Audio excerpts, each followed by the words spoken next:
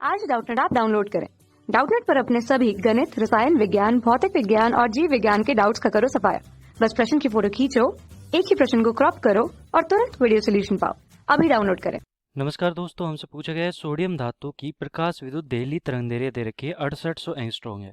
इस कथन का अर्थ स्पष्ट करना में इस पर तरंगदैर्घ्य 8000 एंगस्ट्रॉम का प्रकाश पुंज डालने पर क्या फोटो इलेक्ट्रॉन उत्सर्जित होगा। तो देखो हमारे पास क्या है, एक सोडियम धातु है। अब धातु है हमारे पास तो उसमें क्या होंगे, इलेक्ट्रॉन्स भी होंगे। अब धातु में परमाणु है तो परमाणु में इलेक्ट्रॉन्स भी होंगे। तो धातु की यहाँ पर प्लेट पर मैंने दिखा दिया कि सतह पर हमारे इलेक्ट्रॉन्स है। अब मैं क्या कर रहा हूँ कि प्रकाश विद्युत प्रभाव की बात करते हैं। यहाँ पर बात किसकी कर रहे हैं हम, प्रकाश विद्युत प्रभाव की। प्रकाश विद्युत प्रभाव। अब ये हमारे पास प्रभाव है तो ये देखो यहाँ पर होता क्या है कि एक फोटोन मान लिया हमारे पास, प्रकाश आपतित हो रहा है यहाँ पर इस प्लेट पर। तो उसमें जो प्रकाश आपतित हो रहा है वो फोटोन्स के रूप में हो रहा है।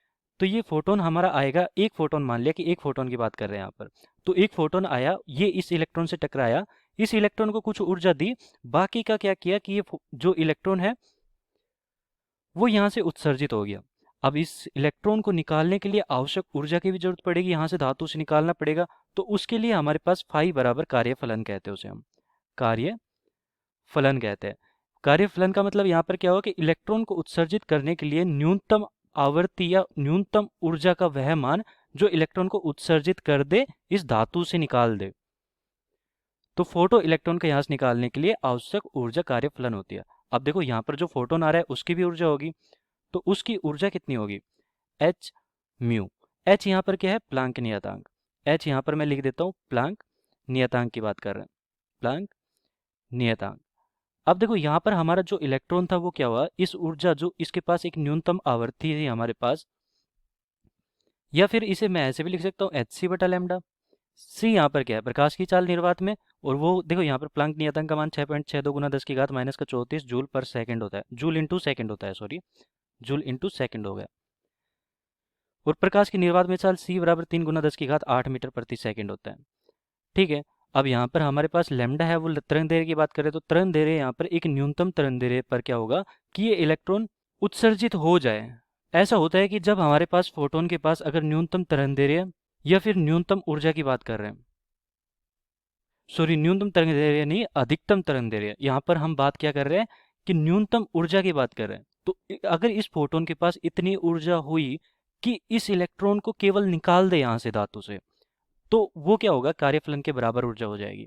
तो जस्ट निकालने के लिए जितनी ऊर्जा की इस फोटोन की होनी चाहिए उसे हम कहते हैं यहाँ पर उसकी मिनिमम ऊर्जा, किसकी, इस फोटोन की, जो कि इस इलेक्ट्रॉन को यहाँ से निकाल दे। इसके लिए हम कहते हैं कि ये हमारी देहली आवर्ती है, जिस पर न्यूनतम आवर्ती इस फोटोन की या इस आपतित प्रकाश की वह न्यूनतम आवर्ती जिस पर ये हमारा इलेक्ट्रॉन उत्सर्जित हो जाए उसे हम देहली आवर्ती कहते हैं। और उसके संगत जो हमारी तरंगदैर्घ्य होती है वो हमारी क्या कहलाती है, देहली तरंगदैर्घ्य। तो यहाँ पर म्यू नोट लिख देता हूँ, म्यू नोट बराबर देहली आवर्ती की बात कर रहे थे हम, देहली आवर्ती, देहली आवर्ती। तो फोटो इलेक्ट्रॉन को उत्सर्जित करने के लिए न्यूनतम आवर्ती की जो प्रकाश आपतित हो रहा है उसकी आवश्यकता होती है, उसे हम देहली आवर्ती कहते हैं। तो न्यूनतम आवर्ती का प्रकाश, न्यूनतम, यहाँ पर न्यूनतम लिखना है मुझे, तो न्यूनतम आवर्ती का प्रकाश आपतित हो रहा है उसे हम देहली आवर्ती कहते हैं, जिस पर हमारा फोटो प्रकाश विद्युत प्रभाव संपन्न होता है। तो न्यूनतम आवर्ती का मान होता है हमारा देहली आवर्ती, जिस पर क्या होता है कि न्यूनतम आवर्ती पर फोटो इलेक्ट्रॉन निकल जाए, फोटो इलेक्ट्रॉन निकल जाए। यहाँ पर लिख भी देता हूँ, निकल जाए। तो ये हमारी एक तरह से परिभाषा भी होगी। अब देखो ये तो हमारी परिभाषा होगी, ठीक है।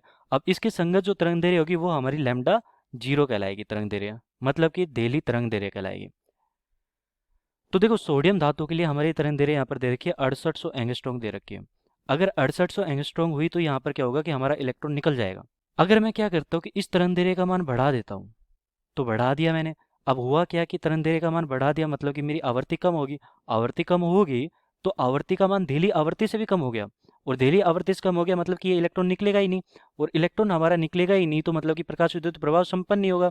इलेक्ट्रॉन नहीं निकला, प्रकाश विद्युत प्रभाव संपन्न नहीं हुआ, मतलब कि 8000 एंगस्ट्रॉम, जो कि हमारा यहाँ पर क्या किया, 6800 एंगस्ट्रॉम से 8000 एंगस्ट्रॉम मैंने यहाँ पर तरंगदैर्घ्य कर दी तो देली तरंग दैर्ध्य से मैंने क्या किया, इसका मान बढ़ा दिया। इसका मतलब हमारी आवृत्ति का मान क्या हुआ, कम हो गया। आवृत्ति का मान कम हुआ तो यहाँ पर प्रकाश विद्युत प्रभाव संपन्न नहीं होगा, क्योंकि यहाँ पर फोटो इलेक्ट्रॉन नहीं निकलेगा।